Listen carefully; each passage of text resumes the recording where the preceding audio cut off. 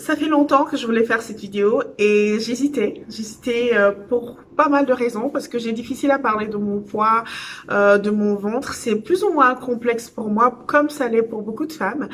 Mais il se fait que j'ai beaucoup de mamans autour de moi et je me suis rendu compte que ce complexe nous pourrissait la vie. D'autant plus que via les réseaux sociaux, on voit tous ces corps parfaits de femmes qui, à peine elles ont accouché et elles retrouvent leur corps. On a comme l'impression qu'elles ont retrouvé leur corps d'avant, sinon même mieux.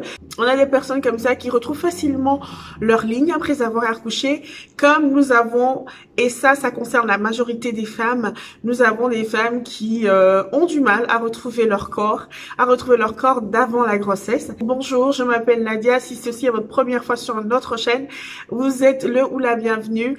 Cette chaîne est une chaîne familiale qui est composée de moi, mon mari et de nos 4 enfants. Nous avons une magnifique princesse et des triplés. Aujourd'hui, je vais vous parler de mon corps 20 mois après avoir accouché de mes triplés. Au début de ma grossesse, je pesais 90 kilos. Je fais 1m85. Mon poids idéal devrait se situer entre 1m80 et 1m85. Mais déjà, au départ, j'avais 90 kilos, ce qui fait que j'avais 5 kilos en plus. Oui, je sais, j'ai jamais été une maigrelette, hein. J'avais les formes là où il faut, comme il faut. Et donc, pendant la grossesse, j'ai perdu 5 kilos. Je me suis retrouvée une semaine avant la césarienne à 85 kilos. Et une semaine après l'accouchement, je me suis retrouvée avec un poids de 75 kilos. Au total, j'avais perdu 15 kilos depuis le début de ma grossesse à l'accouchement. J'en étais ravie parce que je savais que j'avais quelques kilos à perdre. Alors les perdre aussi facilement, j'étais très contente. Cependant, étant donné que mon ventre avait subi beaucoup de pression, beaucoup de tension par rapport à la grossesse des triplés, mon ventre était toujours très volumineux. Au début, mon médecin m'a dit que c'était normal, qu'il fallait du temps pour retrouver ma taille et qu'en plus j'avais eu 3 enfants, ce qui fait que mon corps avait été soumis à beaucoup plus de tension et de pression qu'une grossesse normale et qu'il fallait laisser le temps à la nature. Donc j'ai laissé le temps couler, mais je me suis rendu compte que quelques mois après l'accouchement, j'ai commencé à prendre du poids. Au début, je me suis dit peut-être que je mangeais un peu trop, mais j'ai remarqué que je mangeais pas plus que d'habitude. J'ai quand même été voir mon médecin, je lui en ai parlé et il m'a expliqué que le stress plus le fait de ne pas dormir assez pouvait, chez certaines femmes, occasionner la prise de poids. Donc, j'ai continué à prendre du poids. Au jour d'aujourd'hui, j'ai pris 25 kilos. De 75 kilos, je me suis pesée hier et hier, je pesais 100 kilos. Donc, j'ai pris 25 kilos en l'espace de 21 mois, ce qui est beaucoup. Je suis grande, donc ce n'est pas exagérément voyant. Mais je le sens dans mon corps, je le sens dans mon agilité, je le sens dans ma souplesse. Je vais vous montrer mon ventre dans l'état dans lequel il est aujourd'hui, 21 mois après avoir accouché. Et vous allez voir, mon ventre, comme vous pouvez le voir, ressemble à une femme enceinte de 4-5 mois. Étant donné que mon médecin m'avait conseillé de prendre le temps de récupérer de toute la grossesse et de l'accouchement, je ne m'étais pas inquiétée au début de la taille de mon ventre. Mon ventre était stagné à cette forme-là et ça ne partait plus. Donc, j'ai repris rendez-vous avec mon médecin et j'en ai discuté avec lui et il m'a conseillé de voir un chirurgien pour envisager une abdominoplastie. J'ai pris rendez-vous avec un chirurgien esthétique. Je suis allée le voir et il m'a conseillé, lui, étant donné que j'étais quand même en surpoids, il m'a conseillé de perdre 15 kilos, de revenir à un poids de 85 kilos, afin que les résultats de la chirurgie correspondent à mes attentes.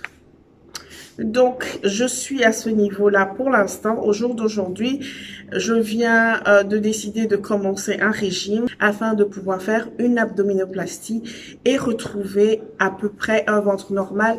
Parce que avoir un ventre comme je l'ai maintenant, c'est vraiment un casse-tête, si je peux le dire comme ça. Pour s'habiller, c'est vraiment compliqué. En deuxième point, je vais parler des vergetures. Lors de la grossesse de ma fille, je n'ai pas expérimenté de vergeture.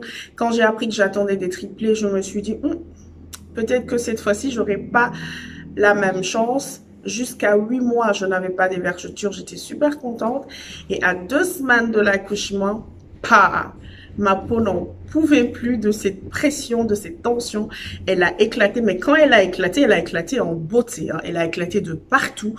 Tout mon ventre était recouvert de vergetures. Et jusqu'aujourd'hui, mon ventre est recouvert de vergetures. Pendant la grossesse, j'ai mis du bio oil pour éviter d'avoir les vergetures. Au jour d'aujourd'hui, j'en mets encore, mais personnellement, j'ai pas comme l'impression que ça fonctionne vraiment. Donc du coup, si vous avez d'autres options, n'hésitez pas à me les indiquer dans les commentaires. Je serai ravie de les essayer et de voir si ça fonctionne pour moi aussi. En troisième point, je parlerai de la taille de mes pieds. C'est fou. Avant ma grossesse, je chaussais du 41. Pendant la grossesse, je me suis mise à chausser du 43 parce que mes pieds avaient pris du volume.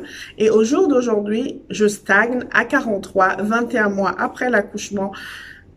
Et je doute que mes pieds reprennent jamais une taille normale. Pour celles qui adorent acheter des chaussures et qui n'ont pas encore d'enfants, j'essaierai d'y aller un peu mollo parce qu'on ne sait jamais. La grossesse peut amener beaucoup de changements et dans ces changements-là, vous pourrez y avoir vos pieds qui vont prendre du volume et vous allez vous retrouver à ne plus pouvoir mettre vos belles chaussures. En quatrième position, je parlerai de la perte de mes cheveux. Après mon accouchement, j'ai remarqué que je perdais énormément de cheveux. J'en perdais au milieu de la tête, j'en perdais sur le devant de la tête et c'était un enfer. J'ai fait des soins de cheveux, j'ai acheté des crèmes, j'ai tout essayé, ça n'a pas fonctionné.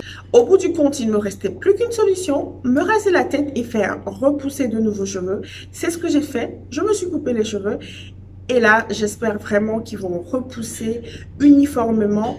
Le cinquième et dernier point pour moi sera ma libido. Je me rends compte que ma libido a totalement baissé ou même quasi disparu. C'est frustrant pour moi, c'est frustrant pour mon couple. J'en ai parlé avec quelques mamans autour de moi qui m'ont dit avoir connu ça, mais qui n'ont pas pu me dire comment elles avaient fait pour retrouver leur libido. En parler à mon gynécologue, peut-être, je ne sais pas. En tout cas, je ne l'ai pas encore fait. Si vous avez connu ça, si vous avez fait quelque chose qui vous a permis à vous de retrouver une libido plutôt normale, dites-moi dans les commentaires. Je suis preneuse de tout parce qu'en ce moment, je commence un peu à désespérer. Et il faut dire que ce n'est pas agréable pour moi, c'est pas agréable pour mon mari, c'est pas agréable pour le couple.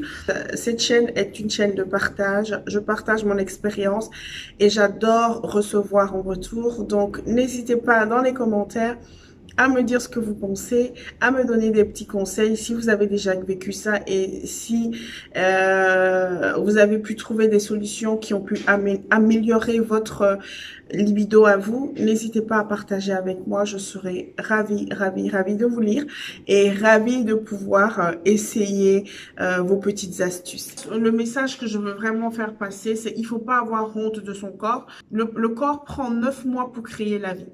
9 mois pendant lesquels notre corps subit beaucoup de changements. C'est tout à fait normal de ne pas retrouver immédiatement son corps d'avant.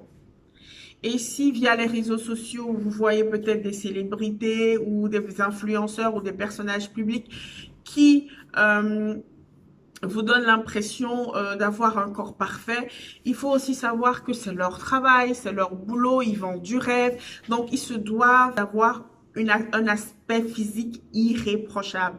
N'essayez pas de les copier, prenez votre temps. Le plus important, c'est de prendre soin de soi, de boire beaucoup d'eau, d'avoir une alimentation bien équilibrée et petit à petit, on va retrouver son corps. Aujourd'hui, moi, j'ai décidé de me reprendre en main, pas que je me négligeais auparavant, mais tout simplement parce que je n'avais vraiment pas le temps pour moi. J'ai décidé de me reprendre en main, de perdre du poids, de retrouver ma forme pas forcément d'avant, mais de perdre du poids et de me retrouver en tant que personne, de me retrouver en tant que femme. Il y a plein de femmes qui passent par ces étapes-là. Courage à vous, courage à nous et laissez-moi dans les commentaires vos opinions, les problèmes, les troubles que vous rencontrez suite à votre accouchement, si vous êtes déjà maman. Si vous n'êtes pas encore maman, que vous avez envie de le devenir dans l'immédiat ou pas, cette vidéo n'est pas du tout pour vous effrayer, au contraire, pour vous éclairer. Comme pour tout, il faut du temps, il faut donner le temps au corps